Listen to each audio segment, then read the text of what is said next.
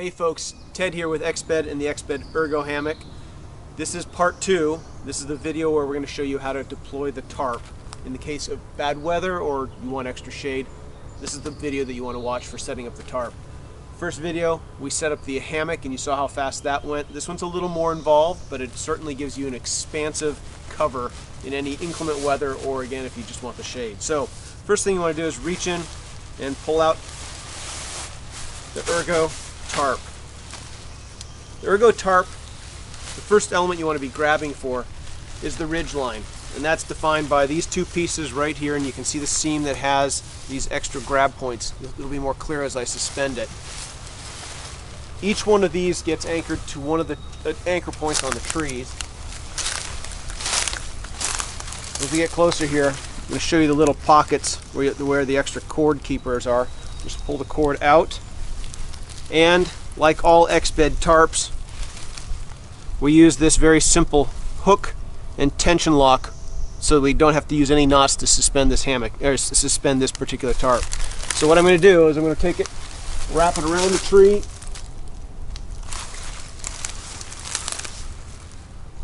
and now I'm going to take this little hook and wrap the cord right into the hook. Locked on really nice. I'm going to take the tension lock, it's a real special tension lock, and slide it up. And whenever I'm pitching the Ergo hammock, I always want to make sure that the tarp is beyond the extent of the hammock itself. You want to make sure the tarp is covering as much of the hammock as possible. So I'm going to go ahead and tension that up like so. I may come back and tighten it even further. Now I follow the ridge line over to the other tree.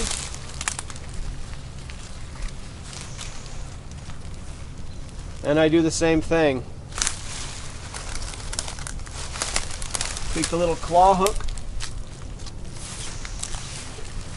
run it around the tree, and snug that up,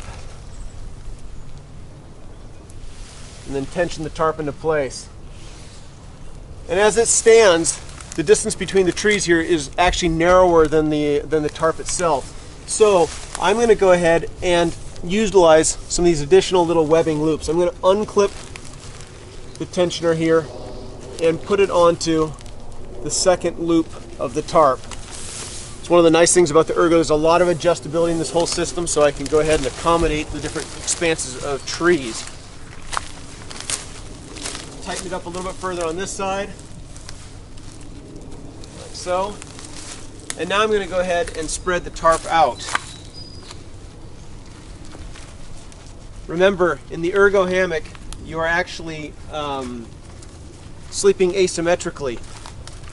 Instead of hanging from tree to tree, you're sleeping slightly diagonal, and so the tarp itself is also a diagonal cut to accommodate that. And I'm going to stretch out as far as I can here. Give us a little height and elevation. Wrap this around the tree. That's already tensioned in place. I like it when the tarp is a little bit higher than the hammock itself, and you'll see this when we play with it later on, because it gives me lots of space to stand up on the inside.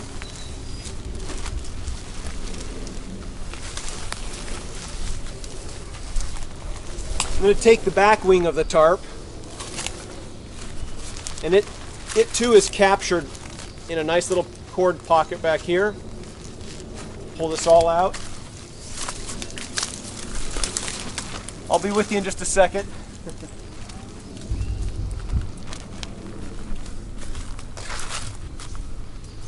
Just anchoring it to a tree behind me.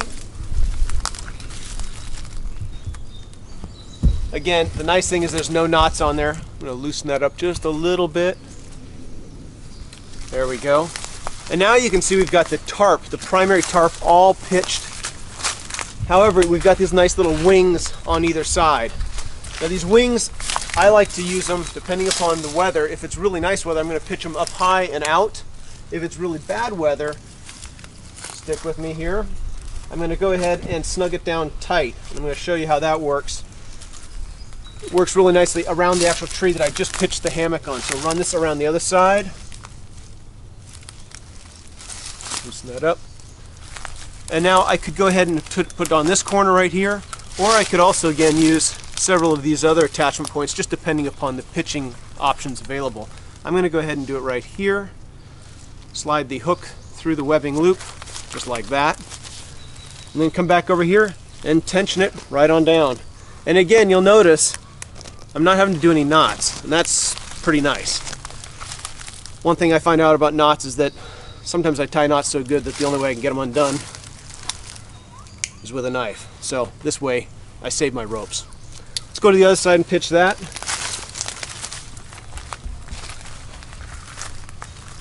Same thing.